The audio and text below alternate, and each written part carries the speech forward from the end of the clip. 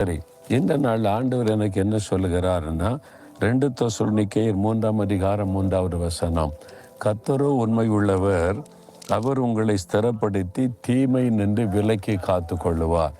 கர்த்தர் உண்மையுள்ள தேவன், நம்மை தீமை நின்று விலக்கி பாதுகாக்க உண்மையுள்ளவர்.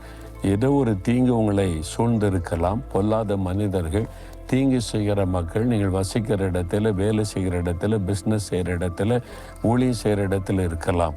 பவுலுக்கும் பொல்லாத துர்க்குணரால் தீமை உண்டான போது கர்த்தர் பாதுகாத்தார் என்று சொல்லுகிறார். அவர் நம்மை விலக்கி பாதுகாப்பார். உங்களுக்கு ஒரு பாதுகாப்பு தேவை.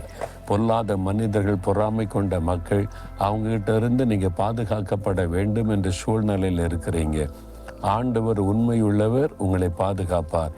பயப்படாதங்க, சோர்ந்து போகாதங்க. ஒருத்தர் உங்களுக்கு தீமை செய்ய முடியாது, உங்களை அழிக்க முடியாது. கர்த்தர் உங்களை பாதுகாக்கிற தேவனாக இருக்கிறார். யோபுவை வேலி அடைத்து பாதுகாத்தார் என்று யோபு 1ஆம் அதிகாரத்தில் வாசிக்கிறார்ல. சாத்தான் கூட உள்ளே நுழைய முடியாதபடி கர்த்தர் வேலி அடைத்து யோபுவை கர்த்தர் பாதுகாத்தார். அதே ஆண்டவர் தான் சொல்லுகிறார், நான் உன்னை பாதுகாக்கிற தேவன். அவர் உண்மை உள்ள தேவன். யோபு